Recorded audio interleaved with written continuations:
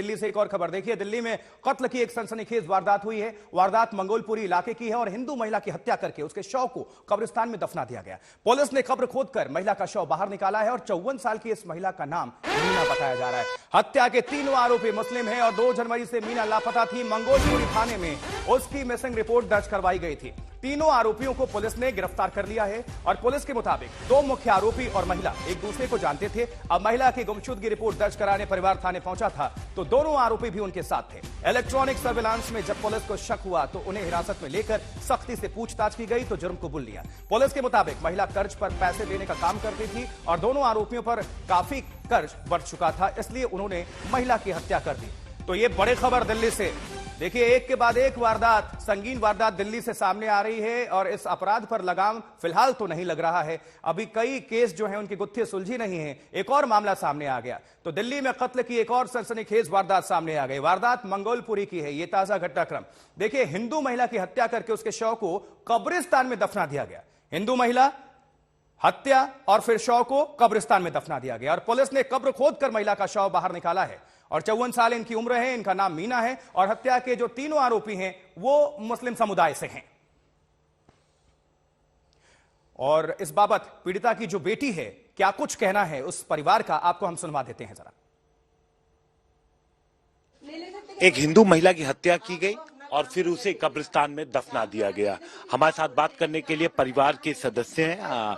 क्या है ये पूरा मामला तो हमें भी नहीं पता चला इन लोगों ने क्यों किया ऐसा। थोड़ी बहुत अगर पैसे वैसे की बात थी, मांग लेते पैसे मासी से। मासी तो वैसे भी ब्याज पे काम, माइक्रो फाइनेंस का काम करती थी। अब बात ये नहीं है कि कब्रिस्तान में दफना दिया या हिंदू महिला है। देखो, ये रिलीजन की है, इन सब की बातें नहीं है। बात ये है कि बिना किसी अथॉरिटी चेक के तुम किसी भी डेड बॉडी को कहीं भी लेके जाके उसको दफना रहे हो या आग लगा रहे हो, कुछ भी कर रहे हो, कोई चेक करने वाला नहीं है। वहां पे चेक होना चाहिए ना।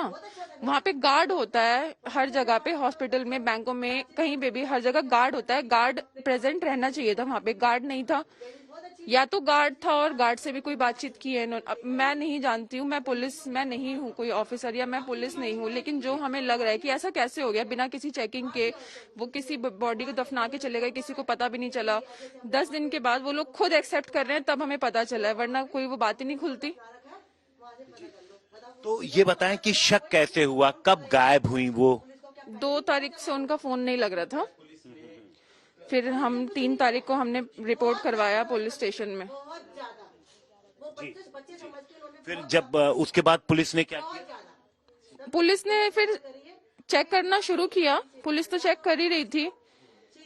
फिर उसके बाद सबसे बातचीत की, पता चला कौन कौन हो सकता है, कहाँ कहाँ कैमरे वैमरे जब हम लोगों ने चेक करवाए तो पता चला कि एक पर्सन से वो मिले थे। फोन आया था, बच्चों के सामने ही फोन आया था उस पर्टिकुलर पर्सन का। क्या नाम था उसका?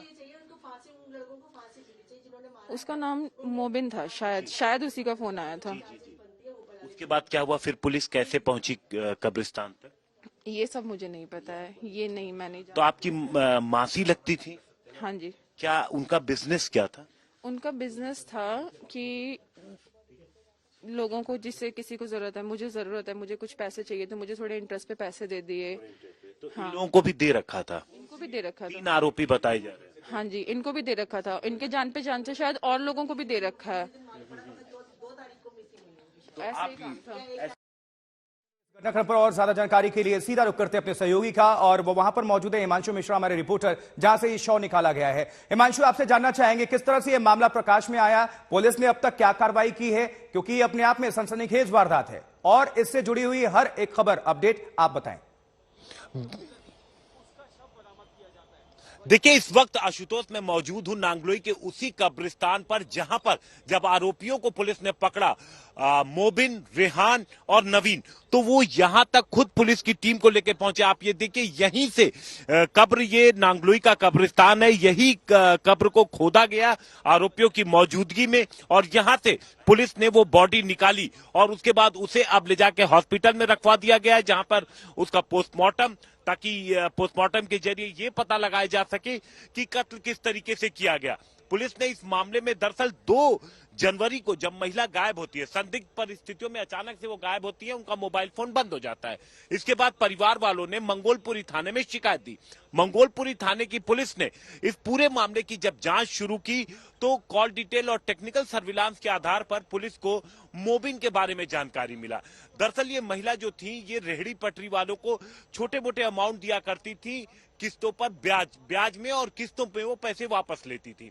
ये जो आरोपी है, बताया जा रहा है कि इनके कोई नाई का काम करता है, कोई किसी ठेला लगाता है, इस तरीके के ये काम करते हैं, तो इन्होंने भी पैसे ले रखे थे, इनके जानकारों को भी इन्होंने दिला रखे थे। अब ये आगे और पैसे की मांग कर रहे थे, लेकिन जो महिला है उन्होंने कहा कि पहले जब पिछले पैसे मिल जाएंगे उसके बाद ही आगे का मिलेगा। तो उन्होंने ये साजिश रची और हत्या करके लाके बॉडी यहां दफना दी। ये भी देखिए खास बात यहां पर, जब वो रात में, ये जो कब्रिस्तान है, ये रात में 8 बजे के बाद यहां पर ताला लगा दिया जाता है। यहां पर एक केयर टेकर रहता है, लेकिन जब पुलिस ने इन्वेस्टिगेशन की तो पता लगा जो केयर टेकर मौजूद था, रजिस्टर में एंट्री करने के लिए नहीं, रात में कब्रिस्तान में एंट्री देने के लिए 5,000 रुपए आरोपियों ने उसे दिया। और उसके बाद इस पूरे जो शव है, ये पूरी जो बात है वो रजिस्टर में एंट्री नहीं की गई। रात में कब्रिस्तान खुला और रातों रात उन्होंने यहाँ पर बॉडी दफना दी और आरोपी निकल गए। लेकिन अब बॉडी भी निकल चुकी है, ठीक है, आरोपी भी गिरफ्त में है और पुलिस इस पूरे मामले की जांच कर रही है।